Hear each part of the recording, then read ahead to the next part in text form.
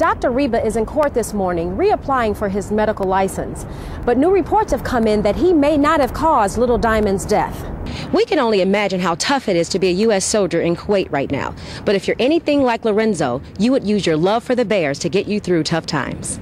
Police detectives say that currently there are no suspects or witnesses in this case. They do, however, have several leads that they are actively pursuing, including the owner of the van, who is believed to be Stephanie's boyfriend. This Brunswick Seaway sedan is the Cadillac of all boats. If you think a Mercedes-Benz is something, you should see the inside of this craft. In Hammond, Indiana, Marnie Robinson, NBC5 News. Stephanie Lee was a hard-working young mother. Like any other single parent, she had her share of problems. But according to her family, none of her troubles could have led to her own death. She was so determined. She did what she had to do, regardless if there was a struggle. Stephanie was on her way to visit her sister Tanika and their friend on Saturday evening around 9:30, but she never showed up. I received a call. She told me that she was right on the corner of 95th and Wentworth.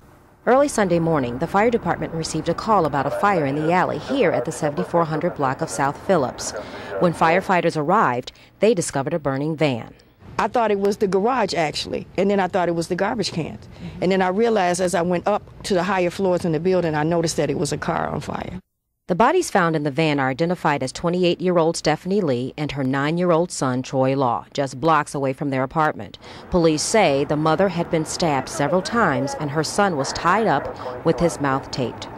Police detectives say that currently there are no suspects or witnesses in this case. They do, however, have several leads that they are actively pursuing, including the owner of the van, who is believed to be Stephanie's boyfriend. I mean, if you're going to rob or whatever, I mean, do what you're going to do, but, you know, to take their lives, that's terrible. The van is registered to Darnell Mack, the victim's boyfriend, but according to authorities, Darnell is serving time in jail for possession of drugs. There's some leads that we're going to look into that may have caused this, and we're going to look into those things too. But now the victim's family is looking for answers. We've pulled her cell phone records. The detectives do have those. And I'm hoping that that will explain the missing link. Funeral services are pending. Marnie Robinson, NBC5 News, Chicago. This is Army Specialist Lorenzo Amaro, last July just leaving for Kuwait. He is seen here saying goodbye to his son.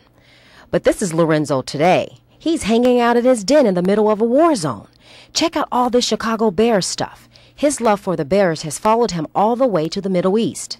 Make no mistake, Lorenzo has not forgotten his responsibility as a soldier. He's just found a way to remain loyal to both his country and the Chicago Bears.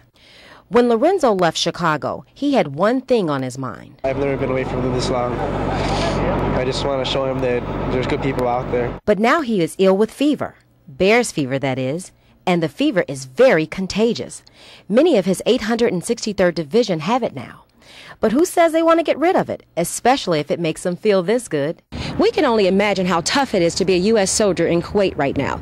But if you're anything like Lorenzo, you would use your love for the Bears to get you through tough times. When he's done with his work, he goes to his room and he plays Madden, takes his stress out. This is April Stromdal, Lorenzo's fiancée. She's in charge of making sure the family remains true to the Bears while he's away.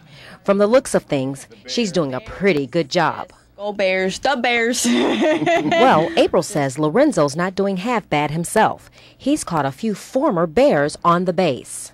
They told him, Jim and Kevin's here. Yeah, right. Thanks to technology, she's able to talk to Lorenzo practically every day. Oh yeah, sometimes I send him messages through my phone, text him highlights if he can't watch it. And thanks to April, he doesn't miss a game. April says she prays for Lorenzo's safety every day and can't wait for him to come home. But in the meantime, she'll enjoy all the cool gifts from him, and she will keep supporting the Bears. Marnie Robinson, NBC5 News, Chicago.